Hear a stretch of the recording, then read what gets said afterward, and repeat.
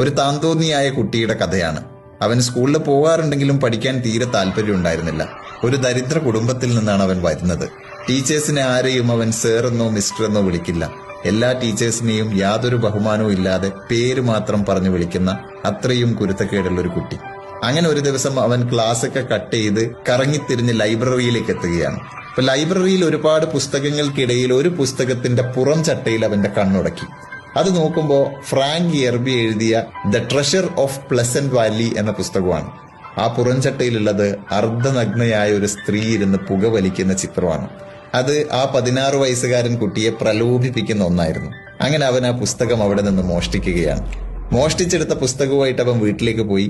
ആദ്യത്തെ 3-4 പേജ് വായിച്ചപ്പോൾ കൂടുതൽ വായിക്കാൻ തോന്നി. അങ്ങനെ ആ പുസ്തകം മുഴുവനായിട്ട് അവൻ വായിച്ചു തീർക്കുകയാണ്. കുറച്ച് ദിവസങ്ങൾക്ക് ശേഷം വായിച്ചു കഴിഞ്ഞ ആ പുസ്തകം ആരും കാണാതെ തിരിച്ചു കൊണ്ടുവെക്കാൻ വേണ്ടിയിട്ട് ലൈബ്രറിയിൽ എത്തിയപ്പോൾ ആ പുസ്തകം ഇരുന്നതിന്റെ തൊട്ടടുത്തായിട്ട് ഇതേ ഓതറുടെ മറ്റൊരു പുസ്തകം. ഈ പുസ്തകം അവിടെ വെച്ച് അവൻ രണ്ടാമത്തെ പുസ്തകം എടുത്ത് വീട്ടിലേക്ക് പോയി. അടുത്ത ഏതാനും ദിവസങ്ങൾ കൊണ്ട് അവൻ ആ പുസ്തകവും മുഴുവനായിട്ട് വായിച്ചു തീർത്തു. അത് തിരിച്ചു കൊണ്ടുവെക്കാൻ ചെന്നപ്പോൾ അവിടെ അതേ ഓതറുടെ മറ്റൊരു പുസ്തകം വീണ്ടും. ഇങ്ങനെ ഒരു 4 പുസ്തകം വായിച്ചു കഴിയുമ്പോഴേക്ക് ഈ വായനയുടെ സുഖം അവന് മനസ്സിലായി.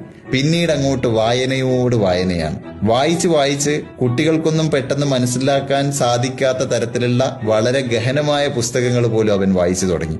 കുറച്ചുകൂടി കഴിഞ്ഞപ്പോൾ അവൻ പത്രങ്ങളും മാസികകളും വായിച്ചു തുടങ്ങി. പതിയെ സ്കൂളിലെ പുസ്തകങ്ങളും വായിച്ചു തുടങ്ങി. അങ്ങനെ പഠിക്കാൻ ഒട്ടും താല്പര്യമില്ലാതിരുന്ന ആ കുട്ടി സ്കൂളിലെ പുസ്തകങ്ങളൊക്കെ വായിച്ച് പഠിച്ച് പരീക്ഷ എഴുതി പാസ്സായി കോളേജിലെത്തി നിയമത്തിൽ ബിരുദം നേടി 1991 അർക്കൻസാസിലെ കറുത്ത വർഗക്കാരനായ ആദ്യത്തെ ജില്ലാ പ്രോസിക്യൂഷൻസ് അറ്റോർണിയായിട്ട് മാറി. കുറച്ചുകൂടി കഴിഞ്ഞപ്പോൾ അവിടെ തന്നെ ജഡ്ജായും അയാൾ വളർന്നു. അയാളുടെ പേര് ഒല്ലി നീൽ. ഒരുപക്ഷെ ഈ കഥ നിങ്ങൾ കേട്ടിട്ടുണ്ടാവും. ഈ കഥയില് നമ്മുടെ ഒല്ലി നീലിന് വായനയോട് തോന്നിയ ഒരു ഭ്രമം ഉണ്ടല്ലോ, വീണ്ടും വീണ്ടും വായിക്കാൻ തോന്നിക്കൊണ്ടേയിരിക്കുന്ന ആ ഒരു മാനസികാവസ്ഥ. അത് തന്നെയല്ലേ യഥാർത്ഥത്തിൽ ലഹരി. ലഹരിയുടെ ഡെഫിനിഷൻ എടുത്ത് നോക്കണം. എന്തൊന്നാണോ നമ്മുടെ തലച്ചോറിനെ ഉത്തേജിപ്പിക്കുന്നത്, വീണ്ടും വീണ്ടും കാണാനും ഉപയോഗിക്കാനും തോന്നിക്കൊണ്ടേയിരിക്കുന്നത്, അതൊക്കെയും ലഹരിയാണ്. അങ്ങനെ നോക്കുമ്പോൾ വായന ലഹരിയാണ്, ചിലർക്ക് ഫുട്ബോൾ ലഹരിയാണ്, മറ്റു ചിലർക്ക് ക്രിക്കറ്റ് ലഹരിയാണ്, യാത്രകൾ, സംഗീതം, ഇതെല്ലാം തന്നെ ലഹരിയാണ്. പക്ഷെ ഇതെല്ലാം വളരെ നാച്ചുറൽ ആയിട്ടുള്ള ലഹരികളാണ്.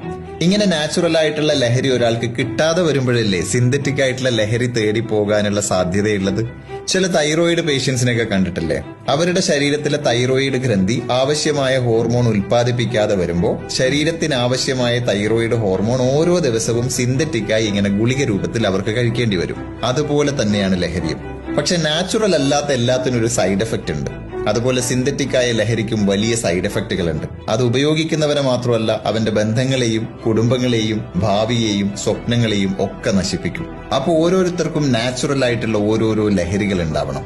അങ്ങനെയാണെങ്കിൽ അവനവന് യോജിച്ച ലഹരി കണ്ടെത്താനുള്ള ഉത്തരവാദിത്വം ആർക്കാണ്? അവനവന് തന്നെയാണോ? ഒരിക്കലും അല്ല. അവിടെയാണ് നമ്മൾ ഒല്ലി നീലിന്റെ കഥയുടെ ബാക്കി കേൾക്കേണ്ടത്. ഒരുപാട് വർഷങ്ങൾക്ക് ശേഷം ചെറുപ്പത്തിൽ ഒല്ലി നീൽ പഠിച്ച സ്കൂളിന്റെ പൂർവ്വ വിദ്യാർത്ഥി സംഗമം നടക്കുകയാണ്. ആ സംഗമത്തിൽ സ്കൂളിൽ പഠിക്കുമ്പോൾ ഒല്ലി നീൽ പലതവണ കരയിപ്പിച്ചിട്ടുള്ള ഗ്രാഡി ടീച്ചർ വന്നൊരു വെളിപ്പെടുത്തൽ നടത്തി. ഒല്ലി നീൽ ആകെ ഞെട്ടിത്തരിച്ചുപോയി. കാരണം ഒല്ലി നീൽ ഏറ്റവും ആദ്യമായിട്ട് ആ ലൈബ്രറിയിൽ നിന്ന് ഒരു പുസ്തകം മോഷ്ടിക്കുന്നത് നേരിട്ട് കണ്ടൊരാളാണ് ഗ്രാഡി ടീച്ചർ.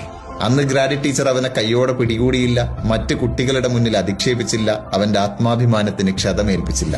പകരം അവൻ എടുത്തുകൊണ്ടുപോയ പുസ്തകം ഏതാണെന്ന് അന്വേഷിച്ചു. അത് ഫ്രാങ്ക് യെർബിയുടെ പുസ്തകമാണെന്ന് മനസ്സിലാക്കിയ ടീച്ചർ തൊട്ടടുത്ത ദിവസം അവന് വേണ്ടി അതേ ഓതറുടെ മറ്റൊരു പുസ്തകം അവിടെ കൊണ്ടുവച്ചു. അത് വായിച്ചു കഴിയുമ്പോൾ വീണ്ടും അതേ ഓതറുടെ മൂന്നാമതൊരു പുസ്തകം, അത് കഴിയുമ്പോൾ മറ്റൊന്ന്, അങ്ങനെ ഓരോ തവണയും ഇങ്ങനൊരു പുസ്തകം കണ്ടെത്തുന്നതിന് വേണ്ടി ഗ്രാഡി ടീച്ചർ 70 മൈൽ അകലെയുള്ള മെംഫിസിലേക്ക് ഡ്രൈവ് ചെയ്ത് പോയി, അതും സ്വന്തം പോക്കറ്റിൽ നിന്ന് കാശ് ചെലവഴിച്ചുകൊണ്ട്.